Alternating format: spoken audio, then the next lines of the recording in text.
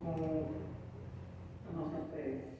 Jesus amigo, te agradecemos por mais esta oportunidade que nos é concedida. Que possamos vibrar pelo estudo desta noite, rogando ao teu coração generoso que envolva todos nós em paz e harmonia. Abençoe a nossa amiga Irismar, que fará o exórdio, e ao nosso amigo Sérgio, que fará a palestra. Inspira-os e ampara-os. Que possamos sair mais enriquecidos e mais pacificados. Que seja em teu nome e em nome da espiritualidade amiga que nos coordena, mas sobretudo em nome de Deus, a realização de mais uma reunião pública na noite desta sexta-feira. Que Jesus nos abençoe. Assim seja, graças a Deus. Vamos passar agora para a nossa irmã Irismar.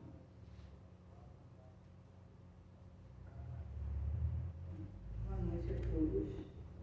O exórdio de hoje é o livro O Evangelho segundo o Espiritismo, capítulo 12, no item 9. O título é A Vingança, que é as instruções dos Espíritos. Eu vou fazer o exórdio e logo após o exórdio ele vai continuar, porque o assunto da palestra é a vingança. Ao mesmo tempo.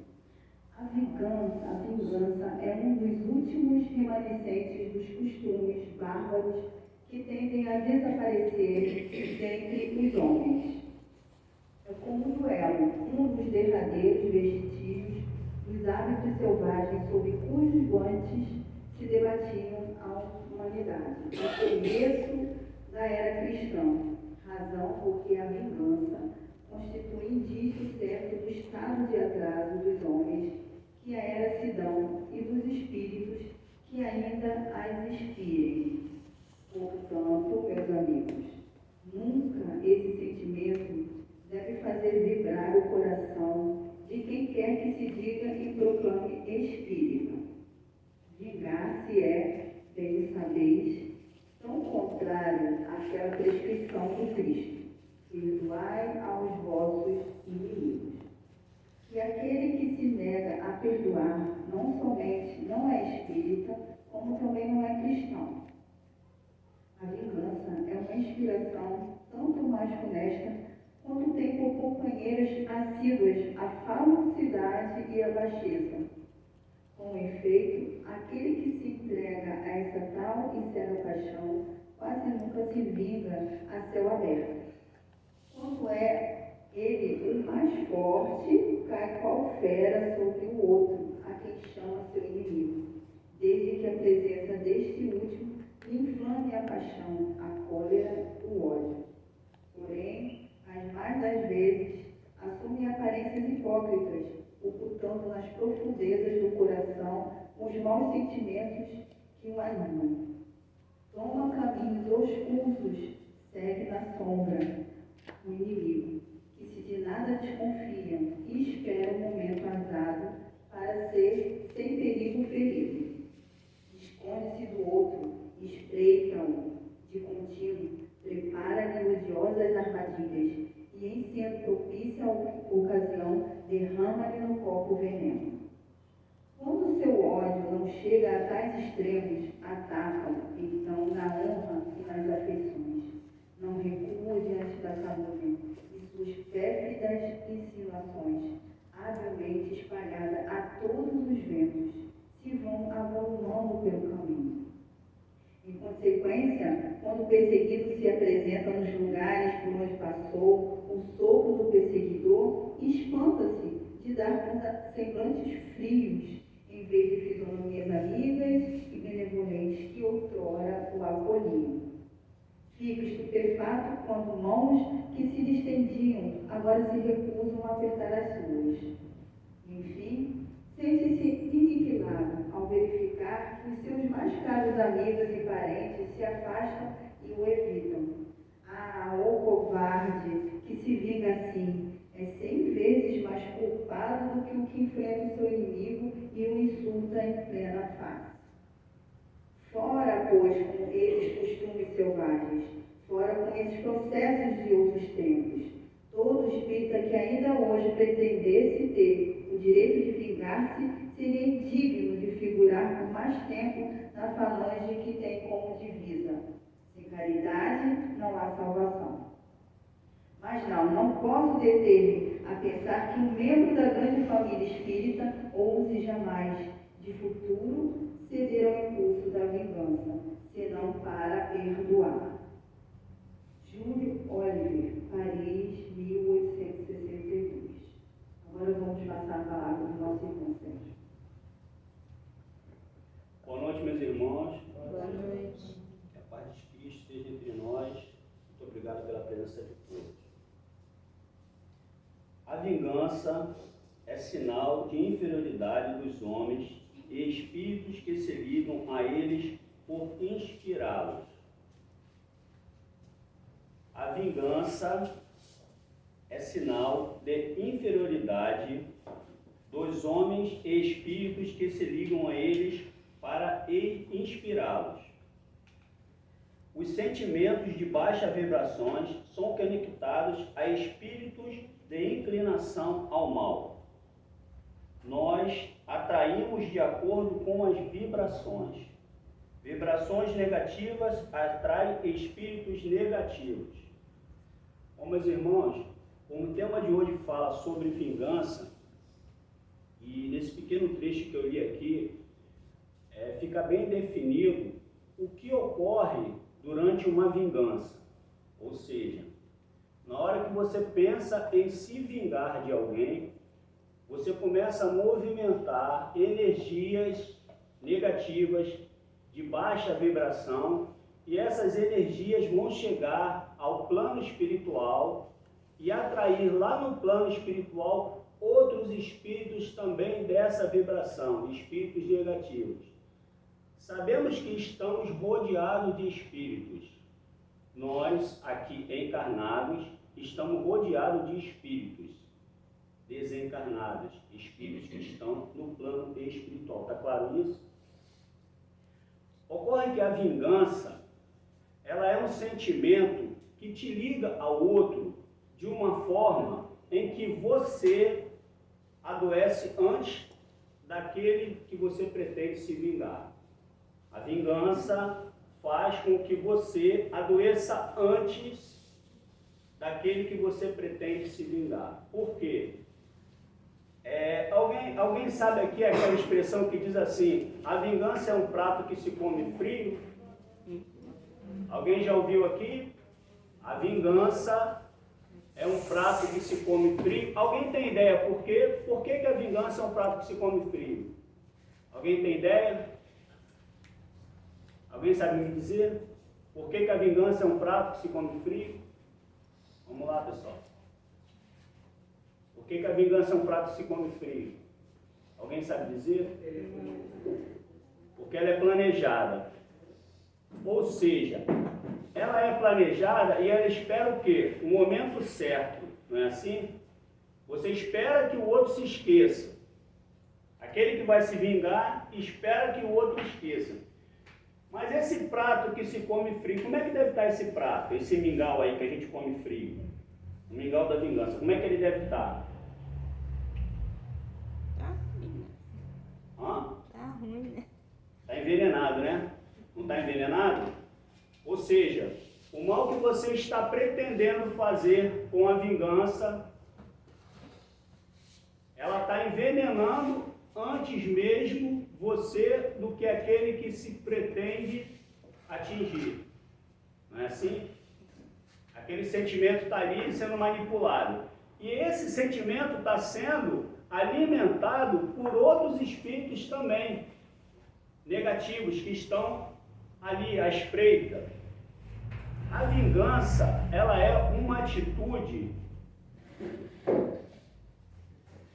que ela precisa ela precisa estar escondida.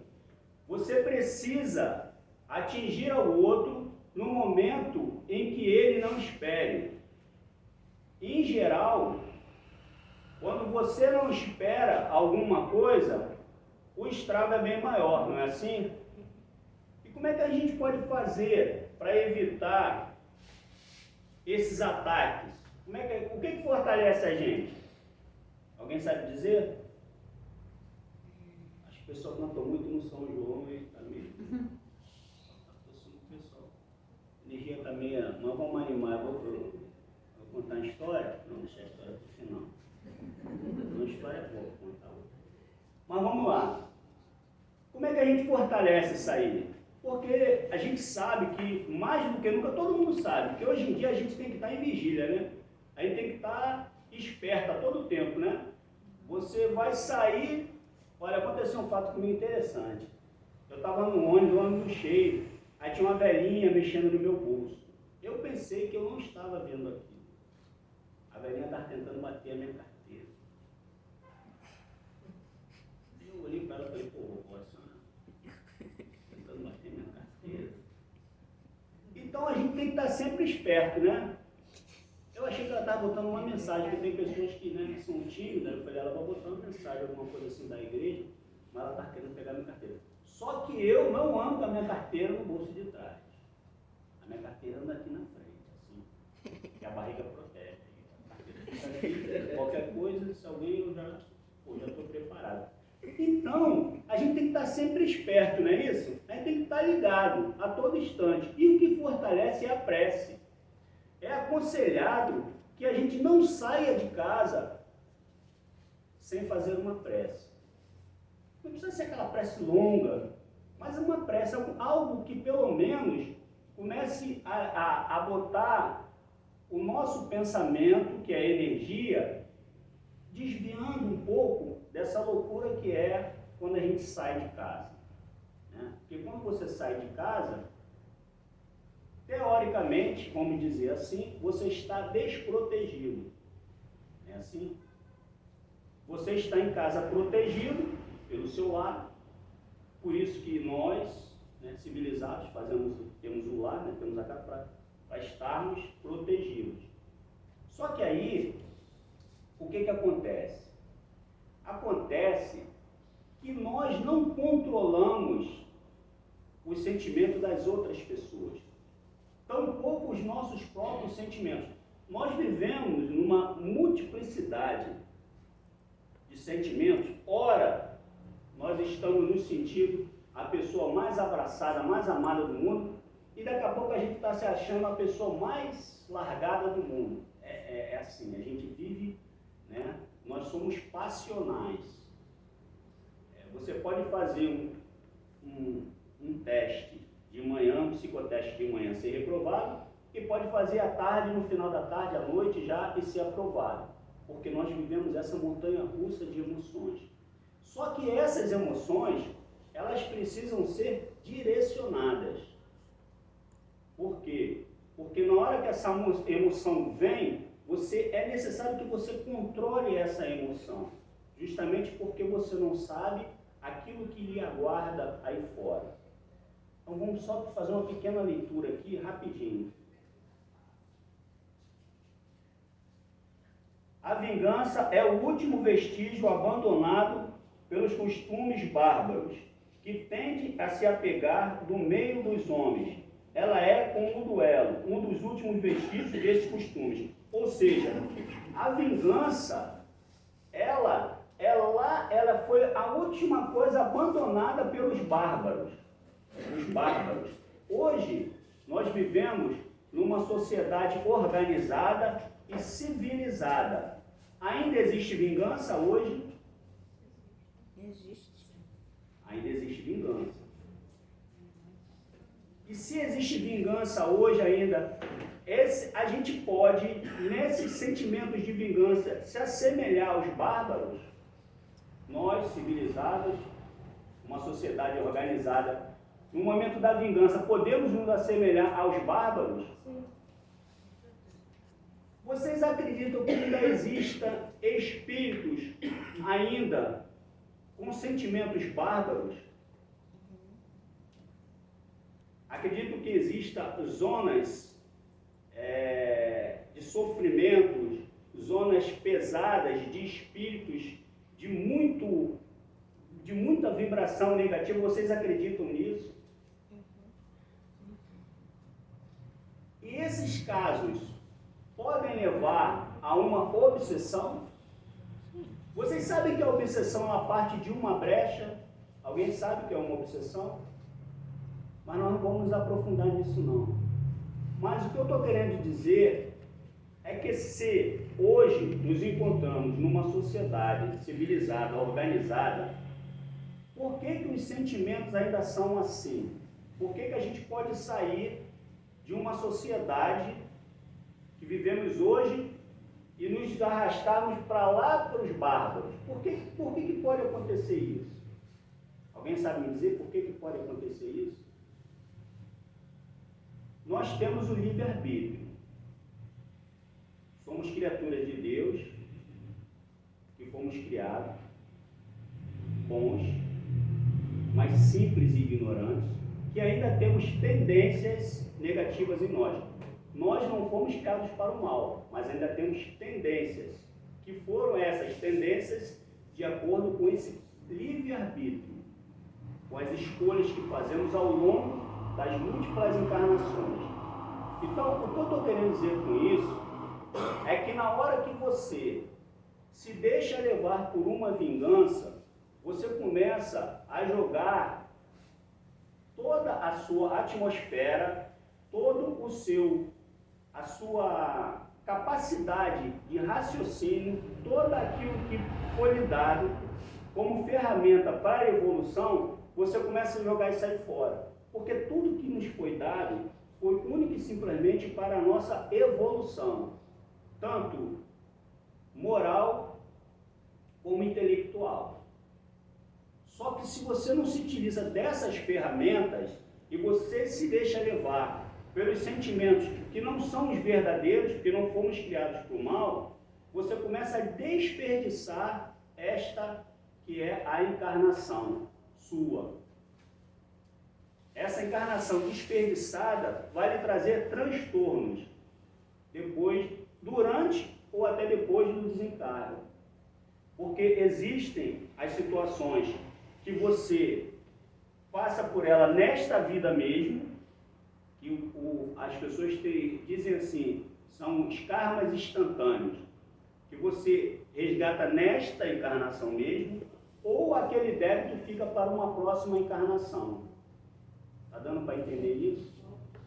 Porque nós temos, ora, um momento de encarnados, ora, um momento de desencarnados, já que a morte não existe. Nós estamos hoje no plano físico, amanhã estaremos no plano espiritual. Vou continuar com a leitura.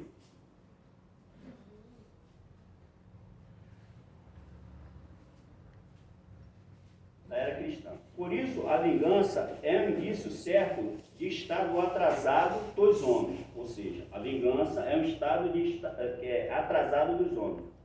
Que eles se entregam, quer dizer, é por própria vontade que eles se entregam. Ele não está atrasado por um planejamento da encarnação. Ele se entregou, ele se deixou aquela situação, e aí ele se atrasa. E por mais que nós hoje, o espírito, ele não retroceda, mas ele pode estacionar no grau evolutivo, porque nós estamos aqui sempre para evoluir. Hoje você está nessa encarnação, você quando sai dela, está para sair melhor, mas você pode estacionar, você não vai regredir, mas você pode estacionar. E uma das coisas que pode te fazer estacionar é a vingança, e pode aumentar também os seus débitos, com relação àquilo que você veio para o resgate. Porque eu já falei uma vez que nós estamos aqui, a escola, o hospital e a prisão. Então nós estamos aqui para aprender, nós estamos aqui para nos tratarmos, mas estamos aprisionados a essa matéria que limita as ações do espírito. A matéria, quando estamos na carne, estamos limitados. Por isso que esses espíritos que se encontram do outro lado, eles encontram mais facilidade para esses ataques, porque eles interferem nos nossos pensamentos. Eles interferem. O próprio, eu não lembro agora de cabeça a pergunta, mas diz que os espíritos agem e interferem muito mais do que muitas das vezes são até eles que nos conduzem. Basicamente é isso. Ou seja, e há uma quantidade de espírito muito maior. Espírito, né? Espírito é todo aquele que está desencarnado. certo? Então, há muito mais desencarnados do que encarnados. Ou seja, alma, há muito mais espírito do que alma. Alma é quando está na carne, a matéria. Espírito é quando está fora da carne, fora da matéria. Que podem ainda inspirá-lo. Portanto, meus amigos, esse sentimento não deve jamais fazer vibrar o coração de quem se diz e se afirma espírita. Vingar-se, pois o sabeis, é de tal modo contrário a essa prescrição do Cristo. Perdoai aos vossos inimigos. Ou seja, perdoai os vossos inimigos é justamente para que não haja a vingança. Ainda que nós tenhamos o livre-arbítrio e que a palavra correta a se dizer é que não se deve, porque você pode fazer, porque você tem um livre-agir, um livre-arbítrio. Então você pode fazer, mas você não deve fazer, porque tudo aquilo que você faz que é contrário à lei de Deus, toda vez que você contraria a lei de Deus, obviamente você vai ter essa lei como um agente que lhe faz sofrer uma punição que é imposta por você mesmo.